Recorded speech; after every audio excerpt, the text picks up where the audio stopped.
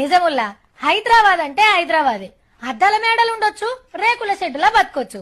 ఉన్నోళ్ళు బిర్యానీ, లేనోళ్ళు 5 రూపాయల బువ్వ తినొచ్చు. ఇంటర్నేషనల్ స్కూల్ ఉంటాయి, సర్కార్ బళ్ళు కూడా ఉంటాయి. కోటీశ్వర్లు బెంచ్ కార్లు తిరగచ్చు, లేనోళ్ళు ఆటోలు ఎక్కొచ్చు. చదువుకుంటే సాఫ్ట్వేర్ కొలువు, లక్షల రూపాయల జీతం. లేకుంటే అడ్డ మీద కూలి పని చేసినా 500. పనికి కరువు లేదు, బతుకుకు డోగా లేదు. లక్షాధికారుల కోసం షాపింగ్ మాల్ ఉంటే మామూలు జనం కోసం రోడ్ల మీద కూడా అరేక్ మాల్. ఇట్లా ఎన్నన్నా చెప్పుకోవచ్చు భాగ్యనగరం గొప్పతనం గురించి. అయితే తెలంగాణలో ఇంకో నగరం ఇంతకంటే గొప్పగా ఉందని తేలింది. ఏమో అనుకున్నాం, కరీంనగర్ ఖతర్నాక్ సిటీ పో. బతికేదందుకు మంచి పట్టణాలు ఏమున్నాయి అని సెంటర్ వాళ్ళు సర్వే చేస్తే మన కరీంనగర్ కి 11వ ర్యాంకు కొట్టేసింది దేశంలా.